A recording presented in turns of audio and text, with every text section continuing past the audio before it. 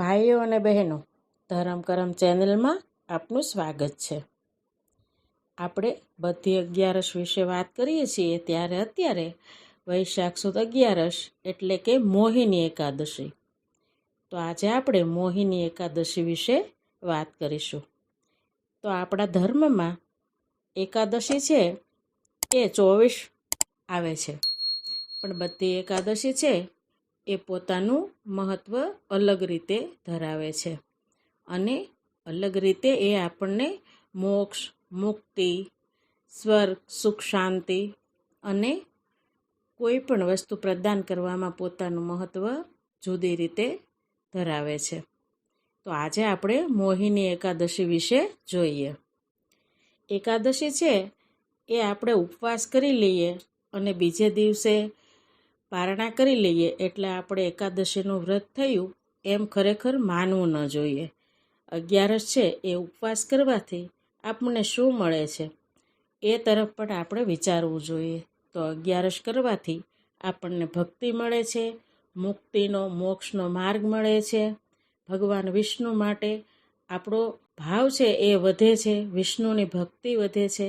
નારાયણમાં લક્ષ્મીનું આપણે જે સ્મરણ કરીએ એ પણ આપણા ખાતામાં જમા થાય છે અને એનું ફળ પણ આપણને અવશ્ય મળે છે. એટલે 11 છે એ ઉપવાસ કરી અને દિવસ પૂરો કરવાની વાત નથી. આ દિવસે આપણે ધર્મ અને ભક્તિ કરવા જોઈએ અને ભગવાનને પ્રિય થઈએ એવું વિચારવું જોઈએ.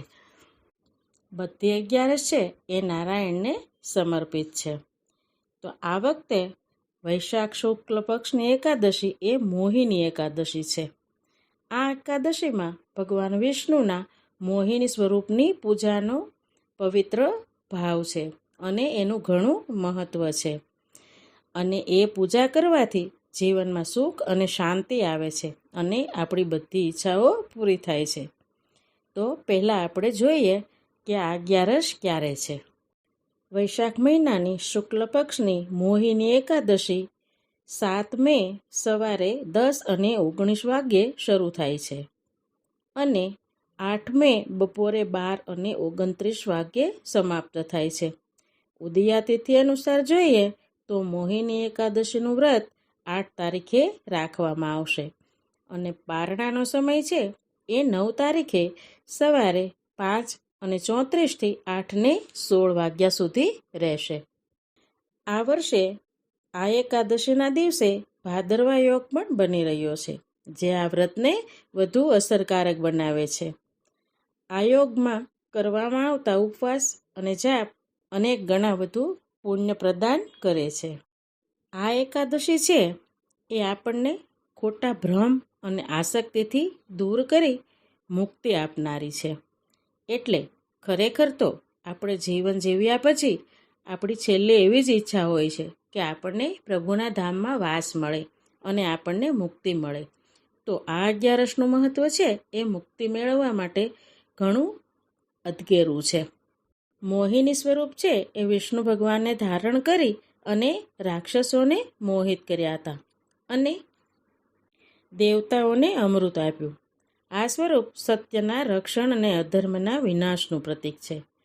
શાસ્ત્રમાં પણ વર્ણવવામાં આવ્યું છે કે ત્રેતાયુગમાં ભગવાન શ્રી રામે પણ આ એકાદશીનું વ્રત કર્યું છે. આ વ્રતની કૃપાથી અનેક અવરોધોમાંથી મુક્તિ મળે છે. એવું પણ માનવામાં આવે છે કે આ દિવસે ભક્તિભાવથી ઉપવાસ કરે, ભગવાન વિષ્ણુની પૂજા કરે અને આચરણમાં શુદ્ધતા લાવે તો તેને પાપોમાંથી ચોક્કસ મુક્તિ મળે છે. આ ઉપવાસ મનની શુદ્ધિ, આધ્યાત્મિક શક્તિ અને મોક્ષ પ્રાપ્તિનો માર્ગ મોકળો કરે છે. ભક્તનું મન ભગવાન તરફ કેન્દ્રિત થાય છે.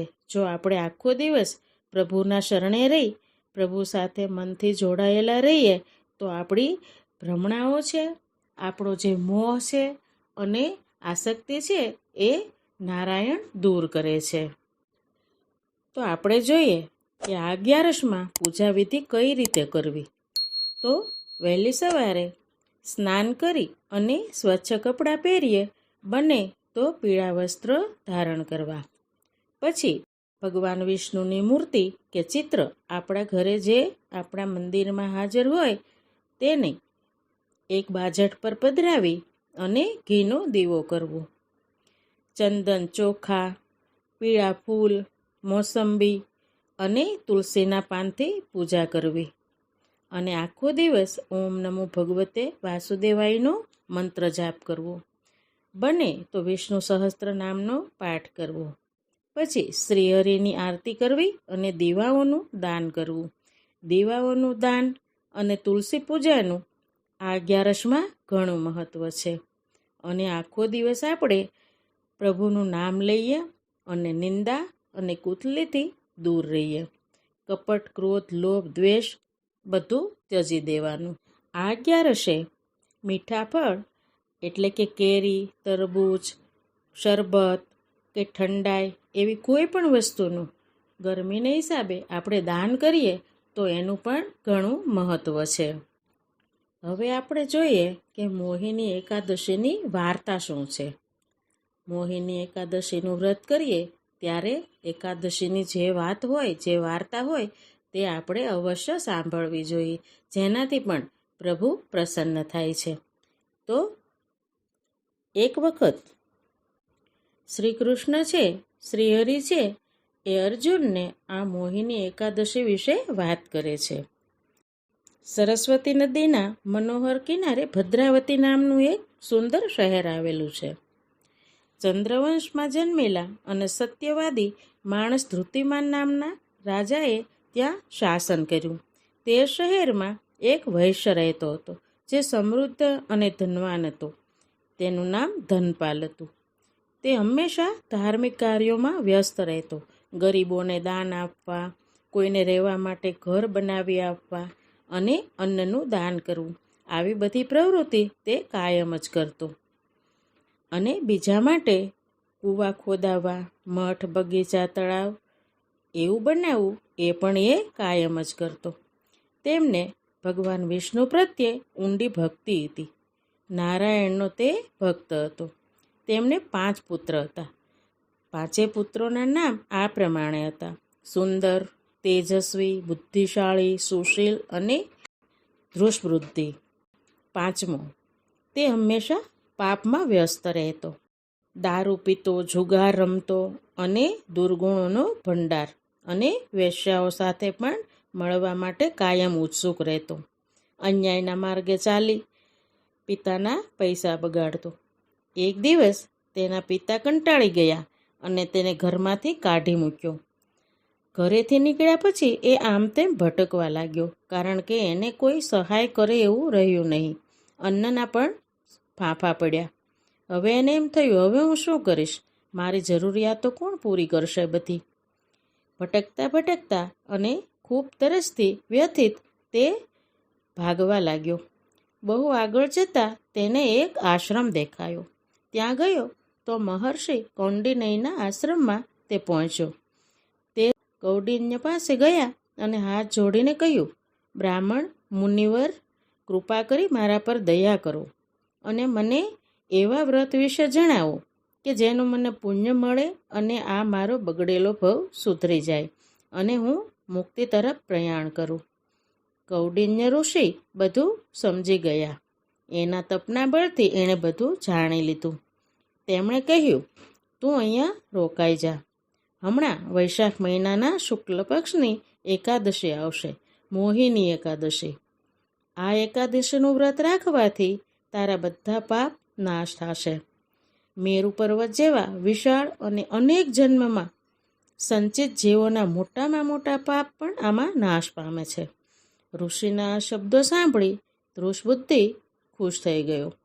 કૌંડિન્યની સલાહ લઈ એને અનુસરી તેમણે ત્યાં રોકાણ કરવાનું નક્કી કર્યું.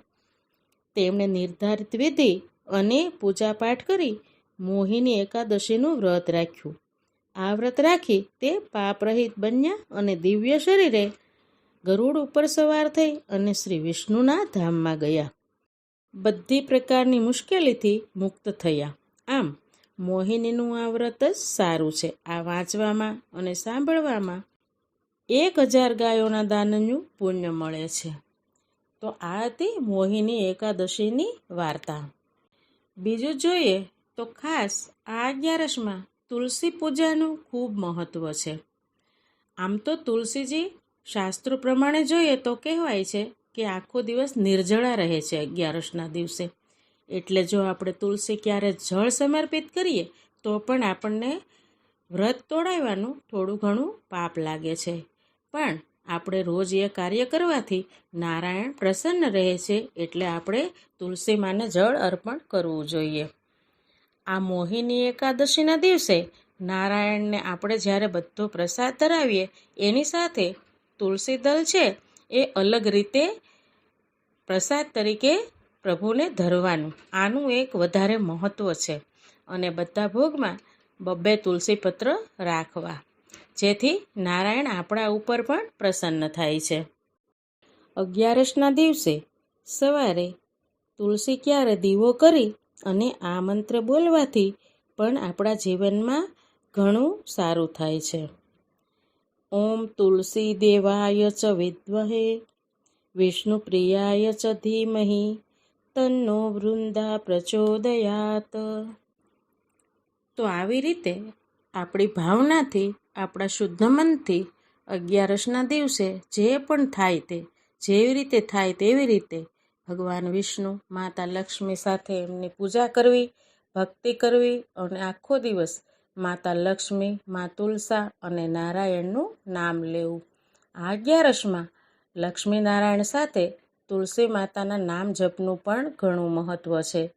તો આપણે બધા આ એકાદશીએ વ્રત જપ કરીએ અને ગરીબોને દાન કરીએ અને ઉપવાસ રાખીએ. આમ તો પ્રભુ ખૂબ દયાળુ છે. આપણે વ્રત કરીએ ને પ્રસન્ન થાય એવું નથી હોતું, પણ આપણા આ દોડધામવાળા જીવનમાં સમય કાઢી અને પ્રભુની ભક્તિ થાય તો એ બહુ સારી વાત છે. એટલે 11ના દિવસે પ્રભુ ભક્તિ કરીએ, ઉપવાસ રાખીએ અને નારાયણને પ્રસન્ન કરીએ. તો મારા ધર્મ કરમ ચેનલના ભાઈઓ બહેનો, આ વાત અને વિગત તમને ગમી હશે. અને હા, આપણી આ ચેનલને લાઈક, શેર અને સબસ્ક્રાઈબ કરવાનું ભૂલતા નહીં. તો બધાને મોહિની એકાદશીના જય શ્રી કૃષ્ણ.